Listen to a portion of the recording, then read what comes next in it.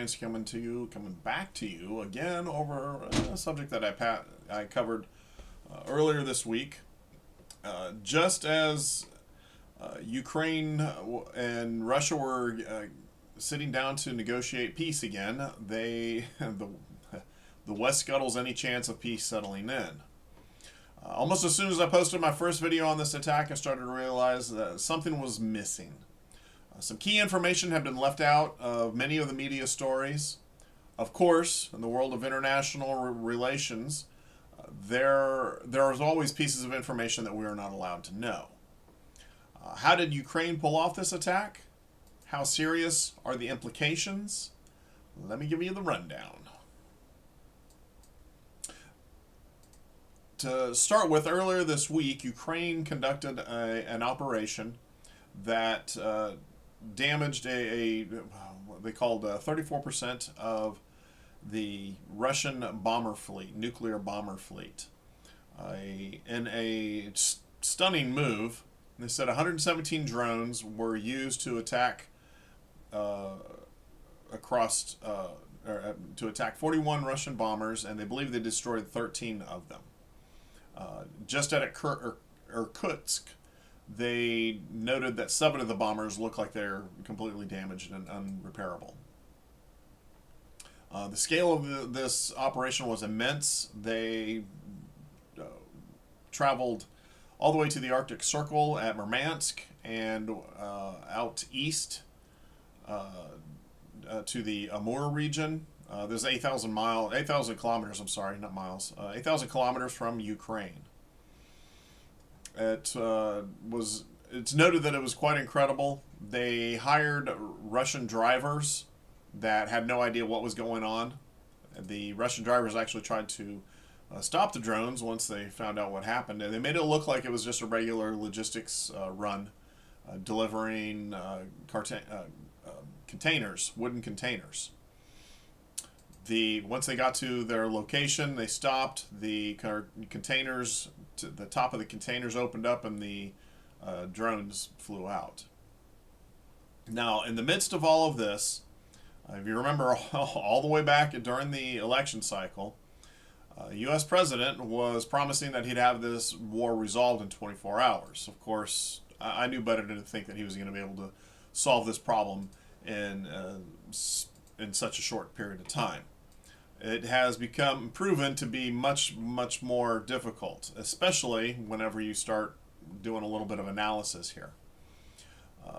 Trump has been trying to play the middle ground over Ukraine and the Russian war. Trump warned that really bad things would have already happened if not for his leadership. This is very possible considering the way things have been going. After this attack occurred, Trump claimed Ukraine did not tell him. However, Ukraine claims that they did. So somebody is not telling the truth here. Who is it? Now, I have to note, Ukraine does not have the capability to conduct this type of attack. They may have come up with some ideas on it, but as resourceful as they are, they do not have satellites of their own. They have to use NATO satellites, which are European or U.S. They do not have the capacity to produce enough weapons on their own and for the rest of this war. A number of Western military leaders continue to note their need for additional military aid. It is no shock to me that Lindsey Graham and Richard Blumenthal, Lindsey Graham is a member of the Republican Party and Richard Blumenthal is a member of the Democrat Party. Both sides were in Kiev, arriving just days before the attack. In fact, it might have been hours before the attack. Officially, they were touting their support for Ukraine, but they also discussed a sanctions bill in the Senate while they were there. And I quote from the article, from the AP article, says, at the heart of their push is a bipartisan sanctions bill, backed by nearly the entire U.S. Senate, but still facing uncertain odds in Washington. It would impose 500% tariffs on countries that continue buying Russian oil, gas, uranium, and other exports targeting nations like China and India that account for roughly 70% of Russia's energy trade and bankrolling much of its war effort. Unquote.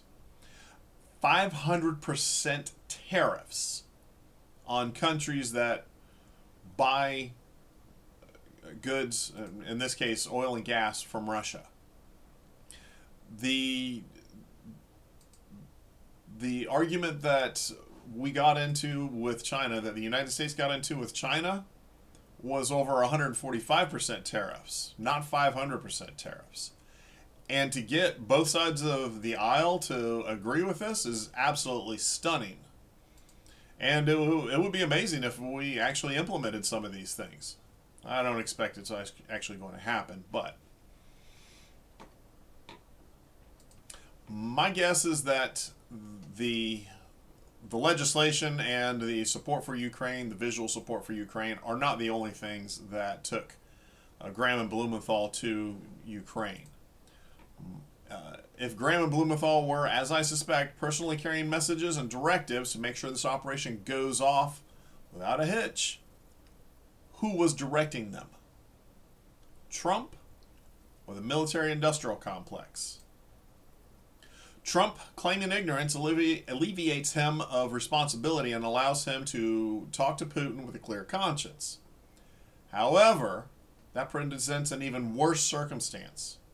It shows me he is not in charge of our intelligence agencies and military. They are in charge of him. My instincts tell me he knew something was coming, but he didn't know the details. Russia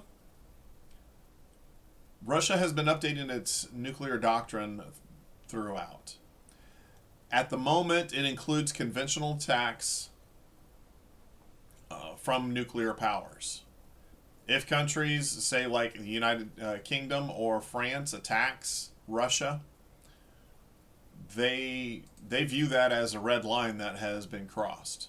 They attack deep into Russia, which they have been with the UK Storm Shadow missiles, with Germany's Taurus missiles. Now, Germany is not a nuclear power, but UK and France are. The United States, we've been providing HIMARS missiles for the Ukrainians.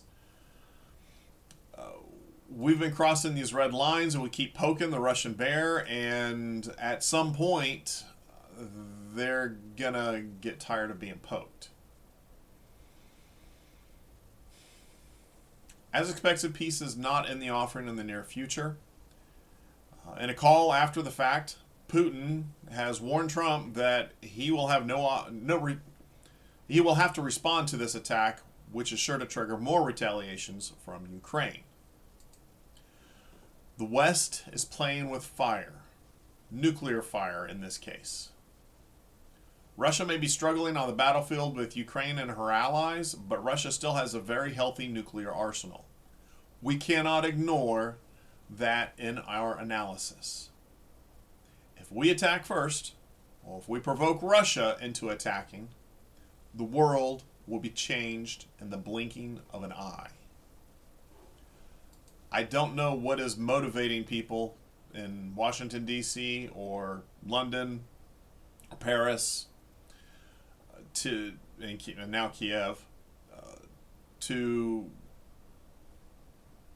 keep instigating problems. I don't know what their plan is, what the solution they think is going to be.